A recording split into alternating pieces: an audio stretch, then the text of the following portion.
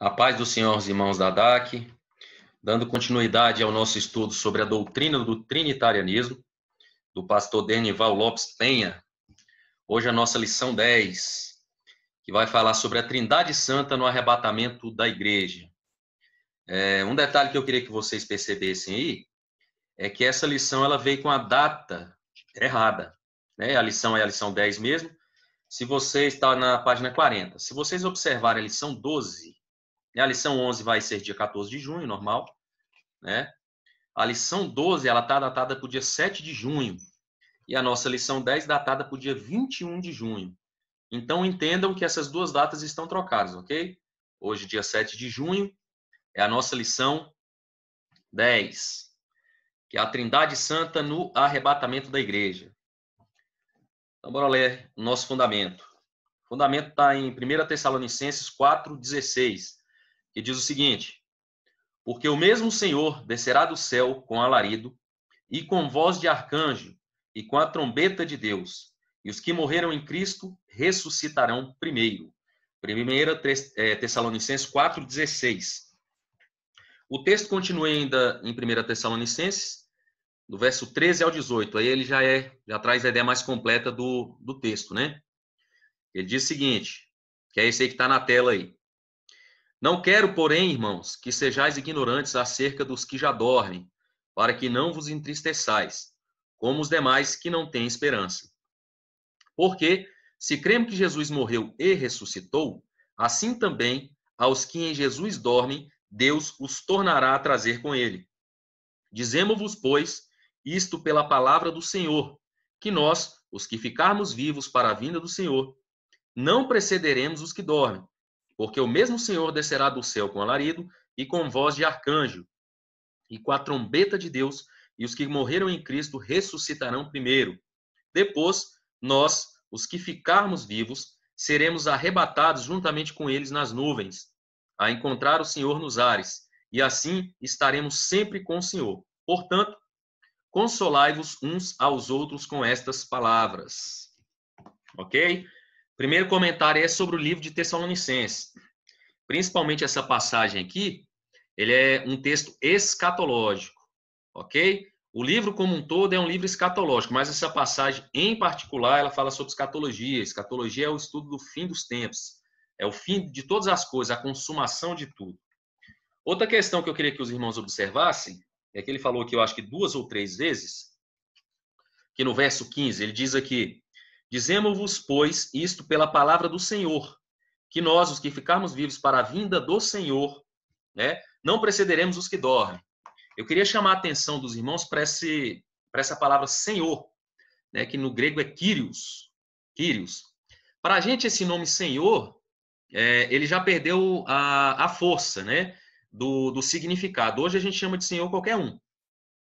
Se for, por exemplo, na igreja a gente chama de senhor os mais antigos, os de mais idade, os que têm cargo. Se for na tua família, você chama tios, você chama de repente até irmãos mais velhos de senhor, apesar de não ser muito comum, mas antigamente era.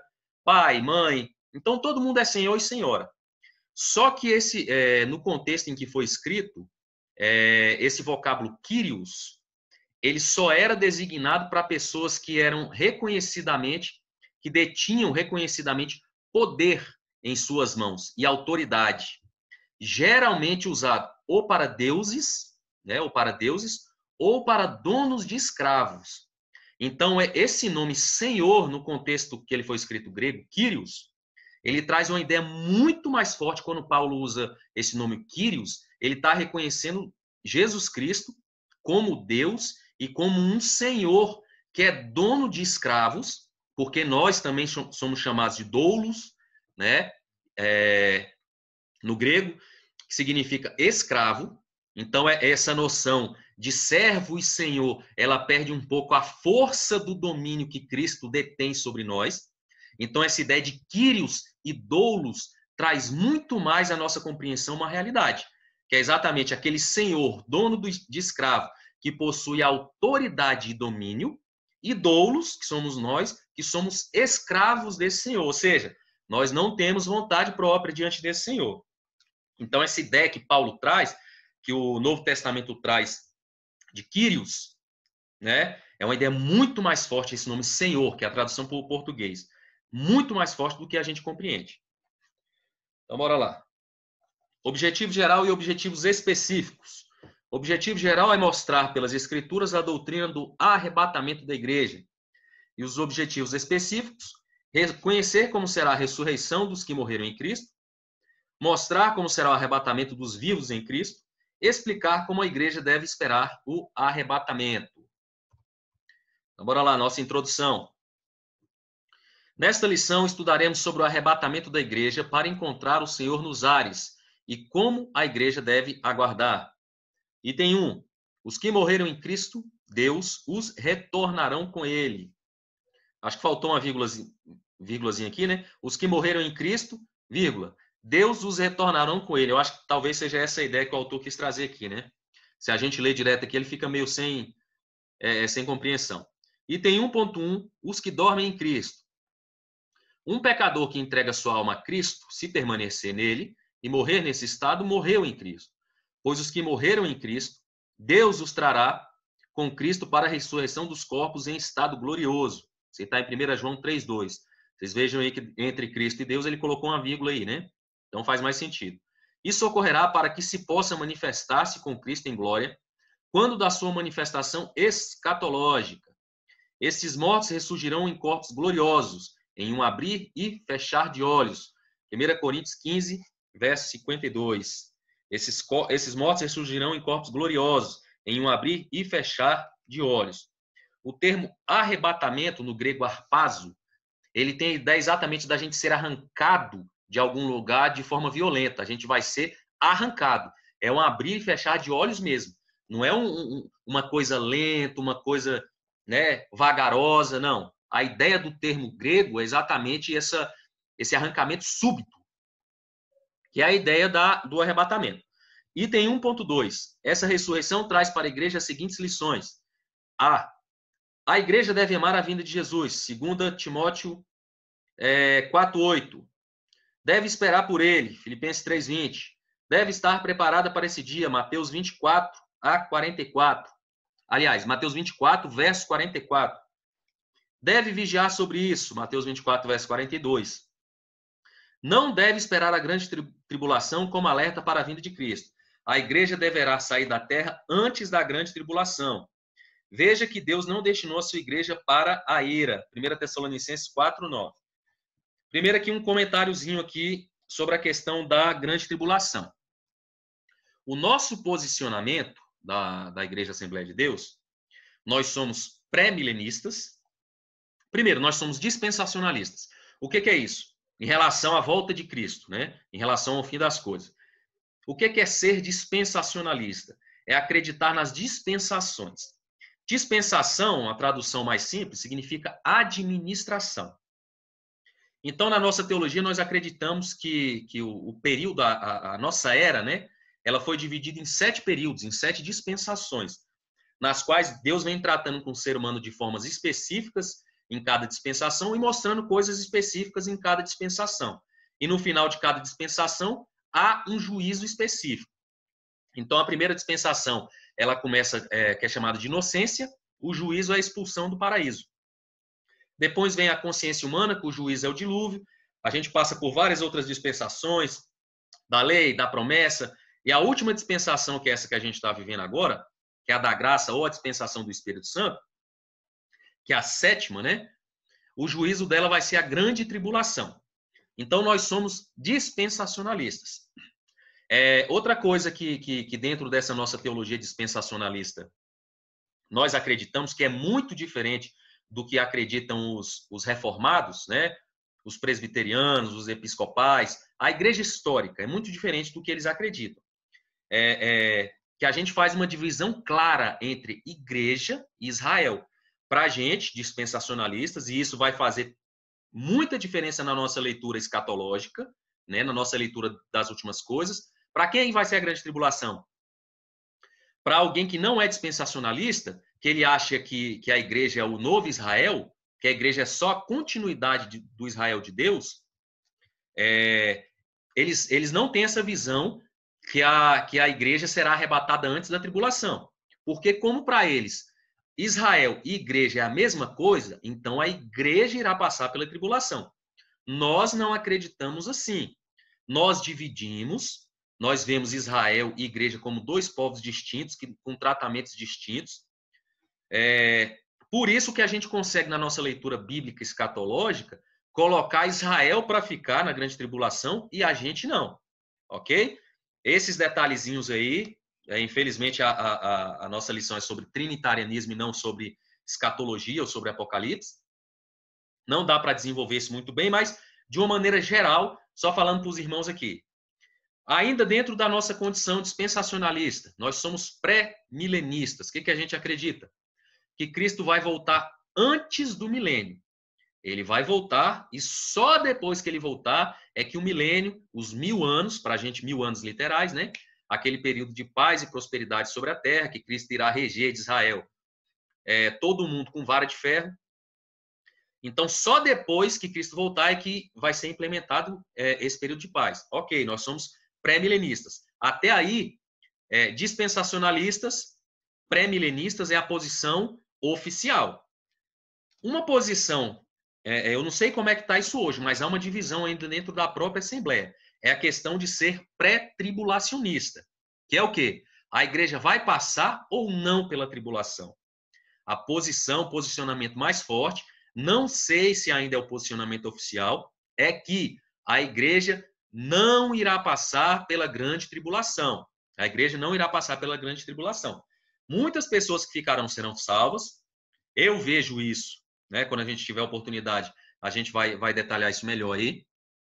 Mas eu vejo que isso está essencialmente direcionado para a salvação de Israel, a grande tribulação. Mas isso é um assunto para uma próxima oportunidade. Então, o autor falou aqui, né? A igreja deverá sair da terra antes da grande tribulação. Ele falou assim de forma peremptória, de forma muito incisiva, mas muito cuidado, né? Porque esse posicionamento não é um posicionamento unânime, mesmo dentro da Assembleia de Deus, ok? E não tem problema nenhum nisso. Depois a gente vai ver que isso aqui não tem implicações em relação à nossa salvação.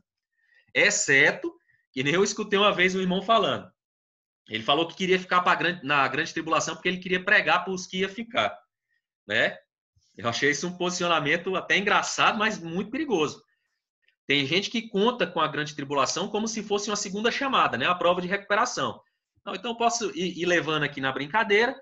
Se tiver o arrebatamento da igreja, eu ainda vou ter chance aqui na grande tribulação. É como se fosse uma segunda chamada, né? A prova de recuperação daquela que você não estudou. Vamos tomar cuidado com isso. Ok? Item 2. Item 2. Nós, o que ficarmos vivos, seremos transformados e arrebatados. Nós, para encontrarmos Cristo nos ares, teremos que ter corpos glorificados. Nós não podemos nos encontrar do jeito que a gente é hoje.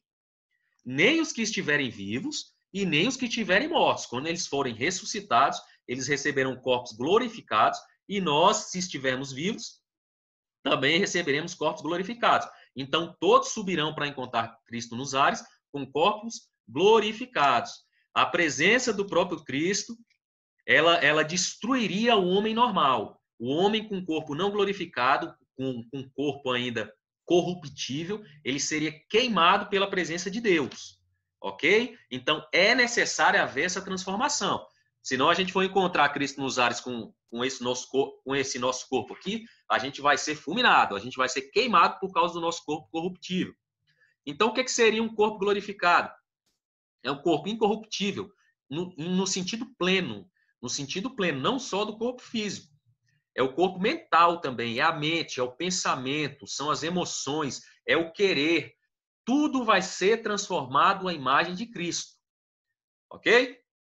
Então, bora lá. Item 2.1. Os vivos que estiverem em Cristo serão transformados. Isso aqui eu falei, né? O corpo mortal será revestido de incorruptibilidade, isto é, não será mais perecível, passará a ser eterno, pois a carne e o sangue não podem herdar o reino dos céus. 1 Coríntios 15, verso 50. Item 2.2. Então seremos arrebatados. Né? Aqui ele termina de falar que eu já fiz esse comentário, né?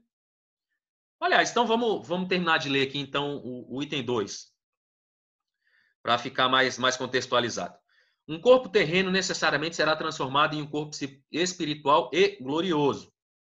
Depois de ter sido em vida regenerados pela lavagem da água pela palavra, promovida pelo Espírito Santo, na vida do Senhor seremos transformados também no corpo para a vida espiritual. Porque quando esse corpo mortal se revestir da imortalidade, cumprir-se-á a palavra que está escrita: tragada foi a morte na vitória. Um comentáriozinho aqui, ó. Um corpo terreno necessariamente será transformado em um corpo espiritual e glorioso. Muito cuidado com essa noção do que é ser um corpo espiritual. Ok? Vamos ter aí muita cautela em relação a isso. Por quê? Nós, pentecostais, cometemos um erro, e esse erro é antibíblico, que é de separar a questão da corporeidade da parte espiritual. Então, nós julgamos que tudo que faz referência, isso num contexto geral, né, é a regra, que faz parte do corpo, não presta, deve ser queimado. E tem muita gente que acha que nós seremos apenas espíritos, né? Seremos como os Gasparzinhos no céu. Primeiro que a gente não vai morar no céu. O céu não é nossa morada eterna. E nós continuaremos tendo corpo. Assim como Adão e Eva não tinham corpo. Ok? Nós teremos corpo. Porque pensem só.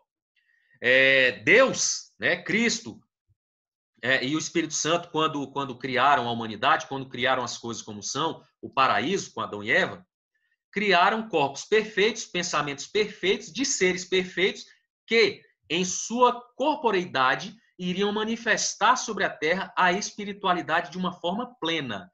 Então, a parte material, a parte física, é para que se manifeste sobre a Terra, é para que se manifeste na materialidade a espiritualidade de forma plena. Então, assim como Cristo veio em corpo, e ele manifestou no corpo, e aqui sobre a Terra, de forma plena a espiritualidade, a divindade dele, nós também devemos manifestar sobre a Terra a nossa espiritualidade. Adão e Eva, antes do pecado, faziam isso e manifestavam de forma plena. Então, depois do pecado, eles não conseguiram mais manifestar a espiritualidade de Deus sobre a Terra de forma plena. Foi aí que eles perderam a glória, foi aí que eles sentiram vergonha de Deus e tiveram que fazer as vestes deles lá, que também tem a ver com o que eles perderam do corpo glorioso, não só da nudez em si. Se a gente pensar que no arrebatamento, na consumação de todas as coisas, nós não seremos de novo igual a Adão e Eva, corpos sobre a terra, né?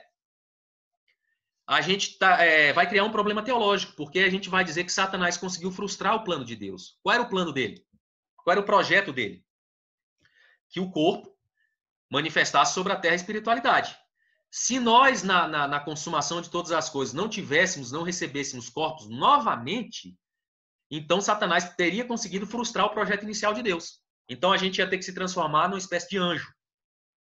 Tem muita gente dentro da igreja que acha que vai morar no céu, que não vai fazer nada no céu, né? Eu já escutei irmão falando que quando chegasse no céu, a primeira coisa que ele ia pedir era para Deus mostrar para ele qual era o demônio que tinha criado o trabalho para ele ir lá e dar um chute na cara dele. Então, muito cuidado. Céu é um lugar provisório. Assim como o inferno, quem está no inferno hoje, o inferno não é o lugar eterno. O inferno é um lugar provisório. Tanto o céu quanto o inferno são provisórios. Existem hoje. Quem morreu está lá no céu, né? Como dizem em Apocalipse. As almas debaixo ali diante do altar, debaixo do altar, estão aprendendo pelo que a gente entende, né? Eles estão perguntando e recebendo respostas de Deus sobre as coisas, sobre os acontecimentos. Só que o nosso destino eterno é a terra. É a terra. A gente vai voltar a viver no paraíso de Adão e Eva. Tudo vai ser feito e recriado exatamente da maneira como Deus objetivou lá no começo. Nada, nem ninguém, nem eu, nem você, nem Satanás, nenhum ser espiritual vai frustrar o projeto de Deus. Deus vai fazer e consumar exatamente o que ele sempre planejou. Então, nós voltaremos para o paraíso e deveremos ser exatamente igual a Adão e Eva, com corpos glorificados. Muita atenção nessa questão, meus irmãos. Não divida isso. Isso é uma noção grega, não é uma noção bíblica. Eram os gregos que acreditavam que o corpo físico era uma espécie de uma prisão, uma amarra, né? Que a alma que vivia eternamente, o corpo físico não prestava para nada. Muito cuidado, isso não é bíblico. Então, bora lá. Item 2. Nós, o que ficarmos vivos, Ah, esse aqui eu li, né? O item 2.2. Então seremos arrebatados. A ressurreição dos que morreram em Cristo e a transformação dos vivos em Cristo ocorrerá em um abrir e fechar de olhos. 1 Coríntios 15, 52. Assim os vivos ficarão aptos a subirem juntamente com os salvos ressurretos para encontrar o Senhor nos ares e ficar para sempre com o Senhor. 1 Tessalonicenses 4,17. Foi visando esse dia que João animou a igreja dos seus dias, dizendo: Amados, agora somos filhos de Deus e ainda não é manifesto o que havemos de ser. Mas sabemos que, quando ele se manifestar, seremos semelhantes a ele, porque assim como é, o veremos. 1 João 3,2. E nos tornaremos participantes da natureza divina. 2 Pedro 1,4. Outra coisa interessante nisso aí, eu vou, obviamente, colocar isso aqui como uma opinião pessoal, porque tem muitos irmãos que podem até ficar assim, assustados com essa ideia, mas aqui eu vou ampliar esse entendimento aqui. Ele diz aqui que nós nos tornaremos participantes da natureza divina, ok? E em cima ele diz que nós seremos semelhantes a ele, semelhantes a Cristo. Uma ideia que eu vou dar para os irmãos aqui. O nosso corpo glorificado, como diz aqui na passagem, nós faremos parte da natureza divina e o nosso corpo será semelhante ao corpo de Cristo. Algumas passagens aqui da Bíblia, depois que Cristo ressuscitou, traz uma ideia, que é uma ideia que eu tenho, de como era Adão e Eva antes do pecado. Para mim, como Deus, a missão que Deus passou para Adão e Eva foi dominar sobre as coisas e sobre os seres, né? Não sobre o homem e nem sobre a mulher. Foi sobre as coisas criadas. E eles receberam capacitações para isso. Só que, obviamente, eles perderam muita coisa depois do pecado. Muita coisa mesmo. Uma das coisas que eu sempre defendi é que Adão e Eva eles tinham um potencial muito maior do que qualquer potencialidade dos animais. A exemplo, como é que eu poderia, por exemplo, dominar um peixe que vivesse numa profundeza do oceânico abissal, lá 2.000, 3.000, 5.000 metros de profundidade? Estou falando no caso de Adão e Eva antes do pecado. Se eu não conseguisse respirar debaixo da água, como eu vou ter domínio sobre um ser se aquele ser consegue fazer muito mais coisa do que eu? Como é que Deus teria domínio sobre a gente se a gente tivesse mais potencialidade do que Deus? Né? Como é que Adão e Eva chegariam, por exemplo, no alto de uma grande montanha para dar nome ou para exercer domínio sobre, de repente, uma ave, uma águia, alguma coisa assim, se eles fossem limitados pelo tempo, pela noção da gravidade? Então, a defesa que eu tenho, isso baseado em quê, irmãos? Então, são vários estudos, né? Não convém aqui aprofundar tanto isso, mas quando Cristo, com o corpo ressurreto, quando ele vem, uma das coisas que a gente vê é que a matéria não consegue parar Cristo. Né? Quando ele se apresenta para os apóstolos, o texto diz que a porta está fechada, as portas fechadas, e Cristo passa, ele entra por onde? Ele passa através da matéria, ele passa por entre a parede. Né? Ou seja, a matéria, Deus não fez o homem para dominar sobre as coisas de uma maneira aleatória. O domínio do homem sobre as coisas, sobre a obra criada, também inclui isso. Assim como o Cristo ressurreto, ele tinha domínio pleno sobre a questão da gravidade, a questão da matéria, nós também receberemos esses corpos. Então, a matéria não nos limitará. Passaremos entre paredes, entre rochas, teremos mais potencialidade que qualquer tipo de animal, mais força, mais inteligência, mais visão. A matéria criada não foi feita para dominar o homem, até porque o homem recebeu uma missão extremamente nobre, que era exatamente de manifestar Deus sobre a terra. O domínio que Deus tem sobre a obra criada, nós recebemos essa incumbência. É um dos mandatos, né, que a gente estuda em teologia. É o mandato espiritual, que são 3 mandatos: o espiritual, o social e o mandato cultural. Mas isso aí é um assunto, só falei para aguçar os irmãos aí nas próximas discussões, né? Vocês percebem que eu sempre vou jogando elementos aí, aparece às vezes uma bomba, né? Discussões assim, nossa, esse irmão é doido. Não, mas isso tem fundamento, né? Dentro da teologia sistemática, tem vários autores, vários teólogos que defendem isso, vários escritos a respeito disso.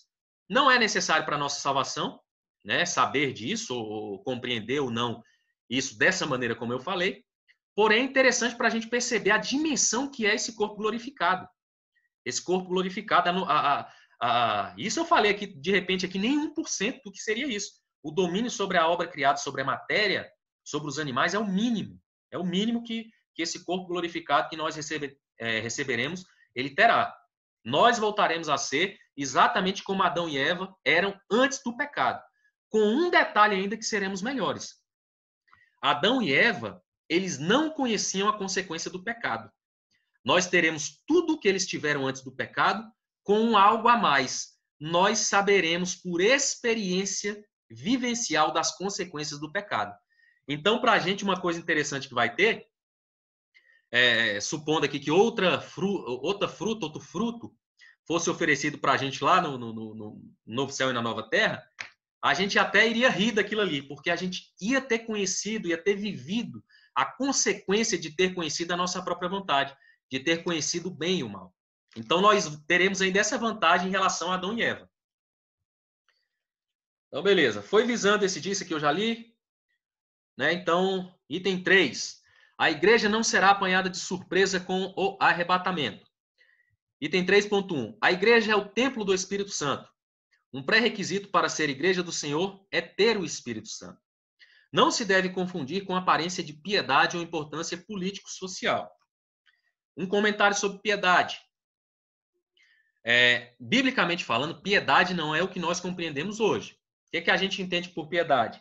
É aquela pessoa, geralmente aquele senhorzinho bom, né, amoroso, que sente dó de todo mundo, que é piedoso, né, que é amoroso, que se dedica ao próximo. Muito cuidado. Pode vir com essas características? Pode. Mas a pessoa piedosa, o ser piedoso, biblicamente falando, é aquele que todas as suas atitudes são baseadas na palavra. Todas as decisões dele são baseadas na palavra de Deus. Isso é ser piedoso biblicamente. Então, muito cuidado. Né? Porque muitas vezes nós somos bons, né? Fazemos alguma coisa assim que humanamente falando é digna de aplauso, mas biblicamente aquilo está errado. Então, você não será piedoso biblicamente falando. Vamos fazer essa diferenciação, ok?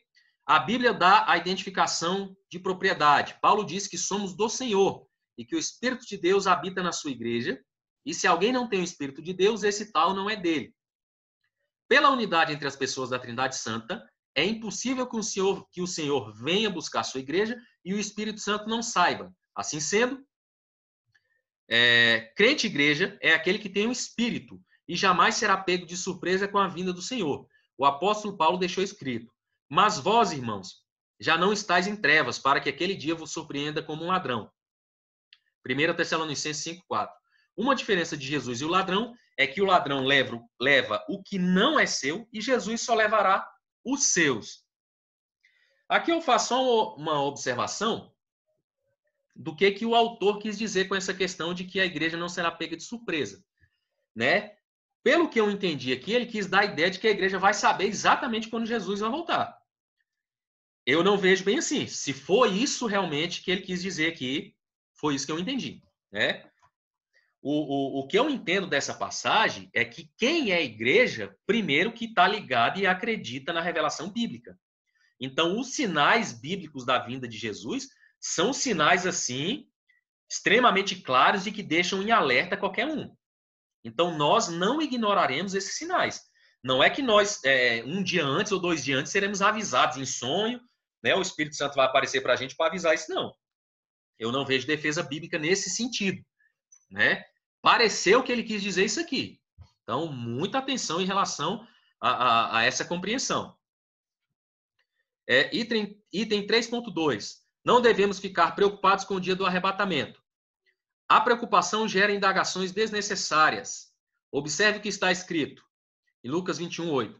Vede que não vos engane, porque virão muitos em meu nome, dizendo: sou eu, e o tempo está próximo. Não vades, portanto, após eles. Portanto, se vos disserem, eis que ele está no deserto, não saiais. Ou, eis que ele está no interior da casa, não acrediteis. Porque assim como o relâmpago sai do oriente e se mostra até ao ocidente, assim será também a vinda do Filho do Homem. Pois onde estiver o cadáver, aí se ajuntarão as águias. Mateus 24, verso 27 a 28. Mateus 24 e 25 também são textos escatológicos, falam sobre a vinda de Jesus. né, esse texto de Mateus 24, ele é interessante porque ele traz uma dupla aplicação profética, ou, né, uma múltipla aplicação profética, porque ao mesmo tempo que Cristo, tanto é que é um texto meio complexo para a gente compreender se a gente não tiver essa noção.